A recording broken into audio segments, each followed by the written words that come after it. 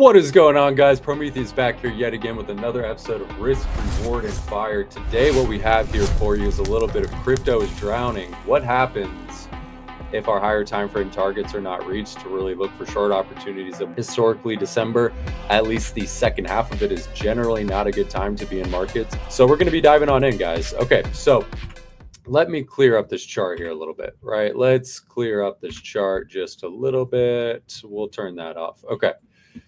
So what are we looking at locally?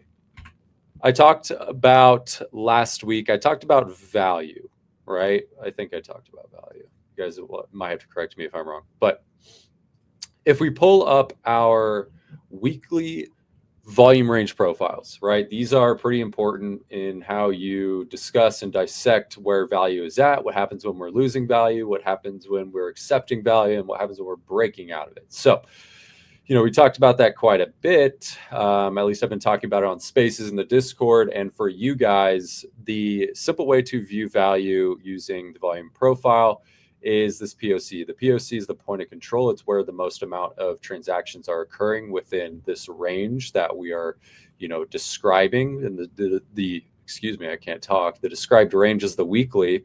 And so within this week, you can see the most amount of volume that happened little over 2 weeks ago was right within this point of control, right within this range. You can see, interestingly enough, last week, the most amount of volume we had transacted was almost identical to what we saw back at the previous week. Now, what are we seeing this week? And how can we contextualize what's going on the chart from a value perspective? Are we losing value? Are we accepting within it? What's going on? Weekly open, or right before weekly open on Sunday, we started to see kind of a little bit of a cascade. And then in the weekly open, we saw a further cascade, right? So we were losing value. Did not look good, right? Did not look good. This is all air right here. As you can see, there's not much transactions occurring within this area. It can, pretty easily be, seen on the charts. And so we lost value, right, at the beginning of this week. And then, interestingly enough, on Monday and Tuesday, we had some nice bounces and we reclaimed it, right? Things were looking pretty good. We seem to be accepting, back within this range. And this is pretty important for price. If we were to accept, back within this range, what I was expecting, and what I wanted to see, at least from a bullish perspective, is okay, if we accept back within this range, it makes sense. Then what we do is we go for some form of breakout to the upside, because this is then most likely going to be turning into some form of deviation below our value area. And that is not what happened, right? We actually are now, unfortunately, losing value yet again. And why is this significant? You swept the highs, the highs that we set 2 weeks ago at 93K. We'll talk about why that level is important, but you're leaving this value area now, right? And so where do we expect to come in next? Well, clearly we can see there's not very many transactions occurring within this area. There was not very many transactions occurring within this area. So this is a pretty low, or we'll call it a non-value area. So when we lose value, right? Let's say we value here, and we lose value. Typically, what you do is you come down and you have your imbalance phase, and you create more value. You see if you accept into value or not, and then you just kind of bounce between value and non-value. And so, where's our next value area? I'm talking a lot about this V word. The next area is this value area low. Where our last little bit of transaction volume has occurred, right? So within this area, our value area lows over the past 3 weeks, our value area highs, and our POCs are all pretty similar over the past 3 weeks. So if we've kind of just been really avoiding this middle area, and we're just kind of bouncing between range highs and range lows, it makes sense we kind of come back down in range lows. So our next spot to see how we react is going to be at its 87K level. I want to see how we react out of there. As of right now, we're just, again, kind of floating in air, this area that has not really been very important. Now, what else have I been looking at in regards to, confluence of where we've been at. So if you pull a fixed range anchored VWAP, so the volume weighted average price of, since the shoulder that we have, or the POI that we left back at 108K, right, the point of inflection, I want to see how price is behaving since that point of inflection. Where is, the average weighted price kind of sitting at? And interestingly enough, it kind of concludes, or it doesn't conclude, it aligns with our POCs from the last kind of 3 weeks, right? We rejected off of the POC towards the end of last week. And then that ultimately resolved to the move that we had at the beginning of this week. And it looks like we were accepting, similarly to our fixed range volume profiles, it looks like we were accepting back above value based off of the VWAP, right? Turn off our fixed range volume profiles. And it looks like we're accepting back here to value. Well, we've now rejected from it in confluence with our fixed range volume profiles. So now we have two levels of confluence saying that price is not accepting at these levels. And that's pretty significant. And why is that pretty significant? Because you've already retested it once, right? You rejected pretty harshly. Whether or not this is manipulation was then to be found out by what was then going to occur next. And we saw a nice reaction, a nice buyback, back up to the highs, right? So this is now testing to see if this is manipulation. Our sell-off at the beginning of this week was manipulation or not. And also to test whether or not we can actually accept within this above this VWAP, right? And if we can accept above this VWAP, it then means that, okay, we have created value. Buyers are in control of this market, and now what we would expect then is then to retest our, the upper boundaries of the cloud, and then to probably sweep this liquidity. You have an efficiency right here. This is what would have happened had we not rejected from here, but we rejected nonetheless. So we react as such. What else in confluence is pretty important to be looking at? Let's look at our yearly open. This area in confluence with what we're just looking at was our yearly open.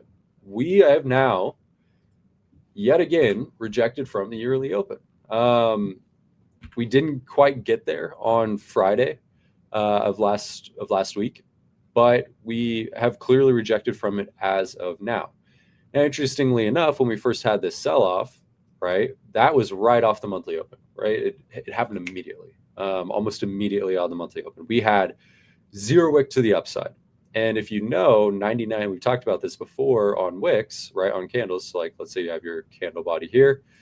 99% of candles, this is the wick, right, is 99% of candles have some form of wick. And so it's kind of problematic when we sold off right off the monthly open that this month had 0 wick. And as well as the weekly candle had no wick. The daily candle had, or not the daily candle, was that the daily candle? I think the daily candle had no wick either. And so you have, weekly, daily, monthly candle all having no wick to the upside, right? And so at some point we were going to expect that price is going to come back and likely create some form of, or have some form of price action occurring above the open. And we got that with this reversion. But you have now rejected off this yearly open. You have now created a wick on above the monthly open, and you rejected off the yearly open. And now this is all supply off the monthly open, right? So now you've created supply, and this is all trapped buyers, right? With a clear rejection at these levels. So what does that mean? What does that mean for price? That means that we are going to have to now find some form of acceptance at lower prices. Your line in the sand is pretty much 87K here, locally speaking, right? You do have, I marked out for you guys where it would make sense to come into. This is kind of your area to, come into. This is where majority of volume has transacted over the past 3 weeks at the lows of the range.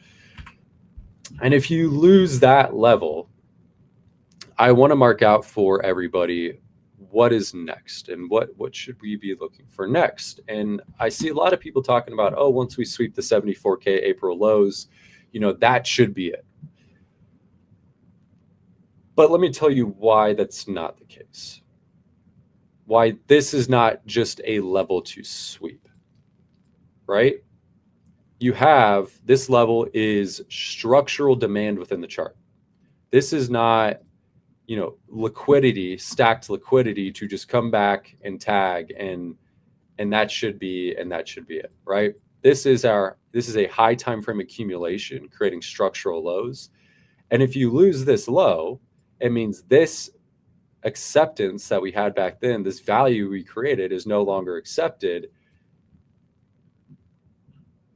And if you're looking at that from a structural perspective, you then come back down much lower into your higher time frame, your next higher time frame value region.